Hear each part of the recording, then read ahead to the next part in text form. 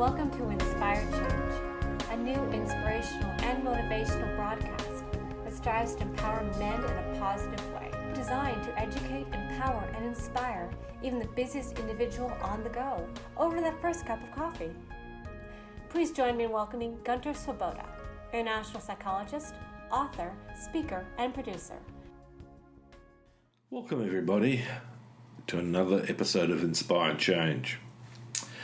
So I want to carry on with where I started in the last episode of Inspired Change, which is inspiring change not at just an individual level, but also thinking about change from a bigger picture, a helicopter view as it were.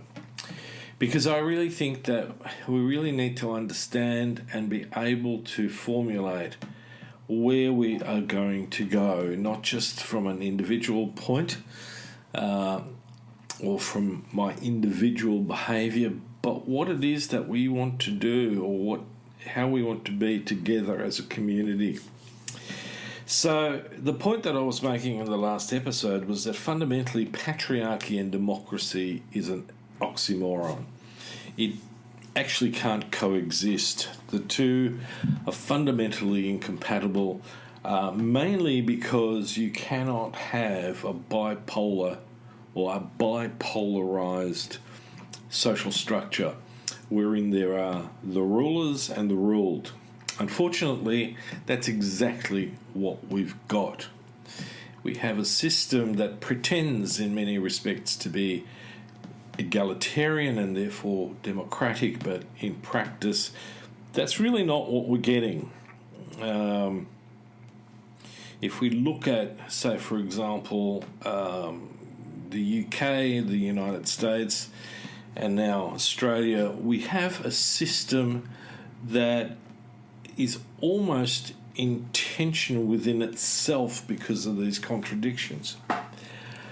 So let me put it together. In the last episode, I talked, about that whole issue about patriarchy and democracy. And in this episode, what I want to do is actually look at an important factor in the relationship between patriarchy, politics, that is, our political ideologies, and the issue of economics. Because my reading so far and my experience in our history, at least for the last 50 to 40 years, we need to acknowledge a very, very important shift that started to unfold during the 70s and 80s. And that is that we started to put in place collectively as a Western industrialized society an ideology, and a lot of people throw the word around, but I don't think they necessarily often contemplate what the import of that word is, and that's neoliberalism. Okay? And neoliberalism came about very early on in the piece, probably going back to the 1930s, the 1940s. But it seemed to have gotten its biggest foothold in the door when we started to look at the demise of Keynesian economics. There were lots of economic problems at the time, and a number of people, Margaret Thatcher, Ronald Reagan, Alan Greenspan, came in and began to talk about a different ideology. And there was a really interesting article written by a guy called Georges Monbiot. Now, I hope I'm not bastardizing that pronunciation. It could be something completely different. But he wrote an article called Neoliberalism, the ideology at the root of all our problems. And in that article, he observes that neoliberalism sees competition as the defining characteristic of human relations. Now, those of you who've paid attention, and I hope all of you have, one of my arguments is that competition is one of the central problems within gender relationships. as well as relationships in general and how we function in our society. And my definition of patriarchy rests on those four values, which is about, being territorial or tribal, hierarchical, that is, that we focus on status, that we're acquisitional, and that we're competitive. Now, you can apply all of these fundamentally to the idea of neoliberalism in one way or another. One of the problems that extends out of this neoliberalist attitude or ideology is that it redefines the citizen as a consumer whose democratic choices are exercised by buying and selling, a process that rewards merit and punishes inefficiency. Now, for those of you who've paid attention to some of my very early podcasts, to me, inefficiency is in fact a subset of effectiveness. I can be really efficient, but I don't necessarily need to be highly effective. But I'll cover that in more detail as I go along. So, already we have a problem in the relationship between equality, democracy, and neoliberalism. I am not by definition a consumer. I am a citizen. Therein we start with one of the problems, but the second problem is that there is a moral judgment implied in this, okay? And I'll get onto that a little bit later in a bit more detail. Now, neoliberalism also maintains that the market, which is somehow this entity, delivers benefits that could never be achieved by planning.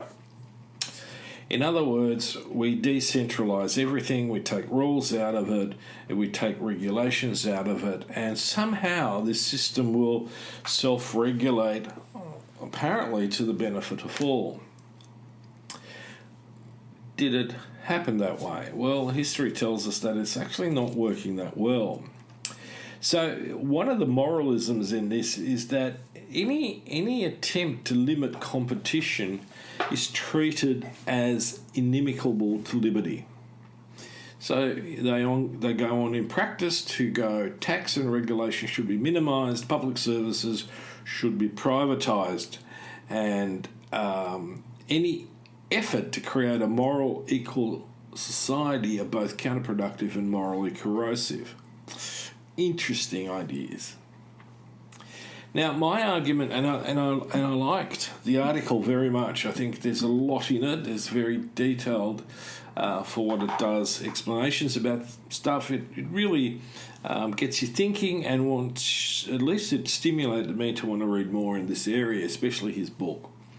But one of the areas that I think he's not really mined further where he could have is that there is an intricate relationship between patriarchy and neoliberalism, especially around the values.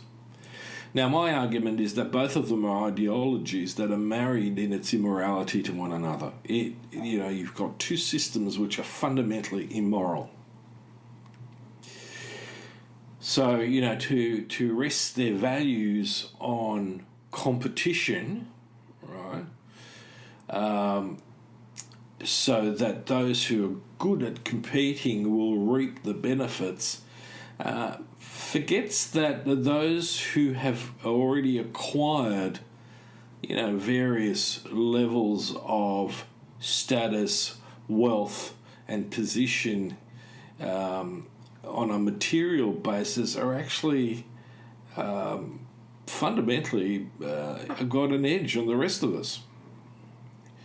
So you're already belonging to the right tribe, and that tribe seems to persuade itself that they have acquired all that they have through merit and continue to ignore the advantages that are bestowed on them through education, inheritance, and class. And that these have probably played a very important factor in their success. I always love the term the self-made billionaire. frankly, it's an absolute insult to anyone who works hard and doubly hard who's not become a billionaire, because the majority of the population works hard. You know, one of the things that always irritates me with neoliberalism is this suggestion that those who are not successful are somehow either morally defective or they simply don't know what to do. In other words, they're deficient in skills. My experience is that in most cases that's far from it. So we're not really a merit-based society. So I'm going to persist with this argument that the two are sort of married in this unholy relationship, patriarchy and neoliberalism. And what I find really interesting is that over 40 years, or maybe probably a bit more than 40 years, we seem to have accepted that neoliberalism, like patriarchy, is somehow a neutral force, a kind of biological law, someone like, the theory of evolution. But that's not the case. As we're talking about it, it's an ideology, a philosophy about how individuals and culture work, how individuals within the society relate to one another. And it's been a really conscious attempt at social engineering. Now, unfortunately, this unholy marriage has had some significantly problematic consequences. And so let me tie this in to the issue about mental health, because ultimately that's at the bottom of a lot of this, is where we're going, okay, as an individual, as a male, firstly I need to deconstruct patriarchy and look at my masculinity through a different lens, something that is more egalitarian, and therefore gives me an opportunity to perceive our society in a more democratic way. The second bit is that neoliberalism is the same. I need to sort of go and take a really close look at it and go, okay, what's the problem here? We've been sold something like, for example, the trickle-down economy that in fact has never, ever delivered its promise. One of the things that we've seen is that the conditions of the worker has significantly eroded, but the acquisition of wealth in the upper 1 to 5% has risen exponentially. And there's some reasons for that, and I could go into those and may do in a later podcast.